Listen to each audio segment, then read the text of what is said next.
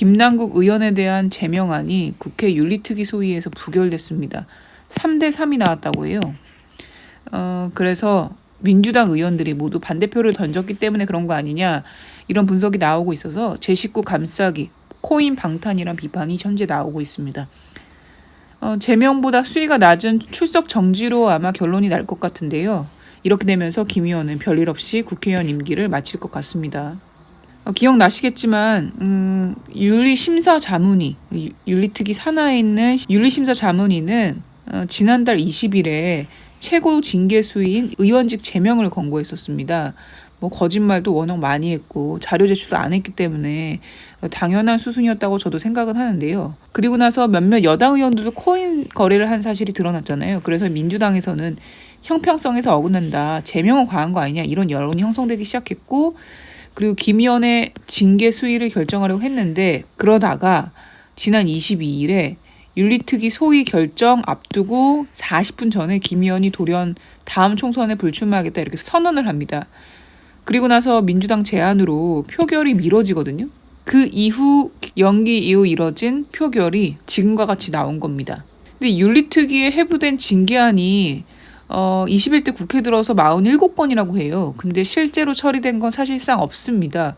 윤미향 의원이라든가 이상직 전 의원, 박덕흠 의원 등이 모두 제명을 권고받았지만 실제로 제명된 의원이 없기 때문에 국회 자체가, 그리고 윤리특위가 사실상 제 식구 감싸기를 하고 있다 이런 비판을 받고 있습니다. 반발이 이어지고 있습니다. 간단하게 얘기하면요, 국민의힘은 민주당의 도덕 불감증을 드러낸 자살골이라고 했고, 정의장도 코인 방탄이라고 비판했고, 민주당 내에서는 내로남불 이미지가 불식기회를 날렸다, 내년 총선을 치를 생각이 없는 거냐 이런 반발이 이어졌습니다.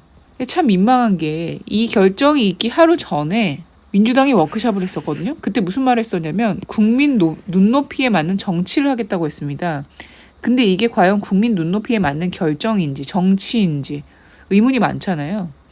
그래서 경향신문조차 기사에서 이렇게 말하더라고요. 이번 김 의원에 대한 코인 방탄으로 민주당의 온정주의, 방탄, 위선 이미지는 더욱더 강화될 것으로 보인다라고 평가를 했습니다. 민주당은 더 큰 일을 앞두고 있죠. 다음 달에 이재명 대표에 대한 체포동의안 표결이 있을 텐데요.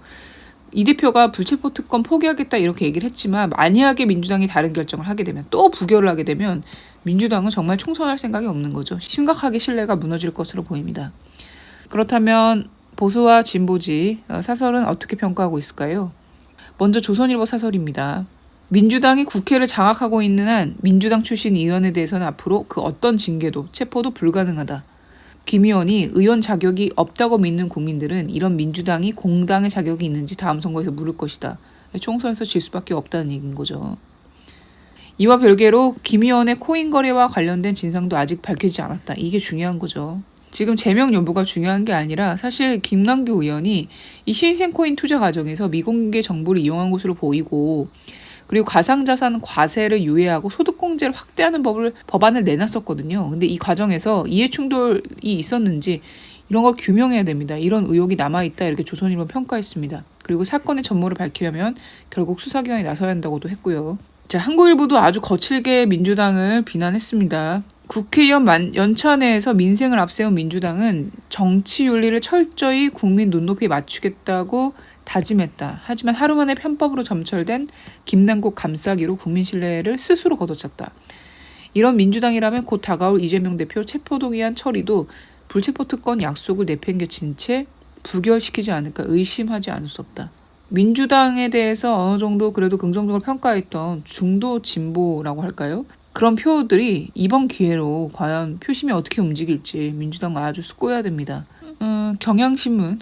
경향신문은 좀 포인트가 다르더라고요. 도대체 윤리특위는 이럴 바에 왜 만드냐 그렇게 지적을 했습니다. 이번 기회로 윤리특위를 아예 제대로 손봐야 된다. 중이 제 머리 못 갖고 있기 때문에 시민들을 구성하거나 아니면 외부 사람들을 뽑아서 앉히라는 거죠.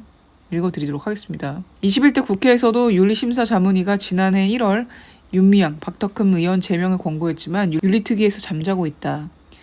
국회의원을 보는 국민의 윤리잣대는 높아졌지만 국회는 동료 의원 비위를 제일처럼 여겨 감싸는 데 급급하다. 국회법상 국회의원 징계는 경고, 사과, 30일 이내 출석 정지, 제명 등 4가지만 규정돼 있다. 실효성이 떨어지는 징계, 각 격차를 조정하고 재머리 못 깎는 윤리특위는 시민 배심원단을 두든지 전면적으로 제도를 개선해야 된다. 기사에서도 여러 번 언급이 됐는데 제가 좀 뺐었어요.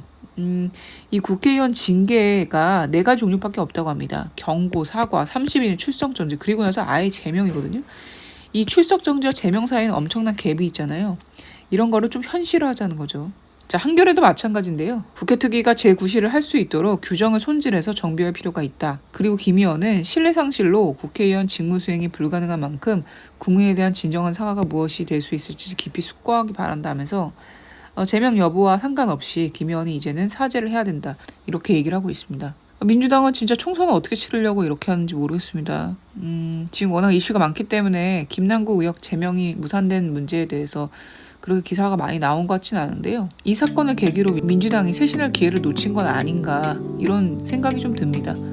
오늘 브리핑은 여기서 마치겠습니다.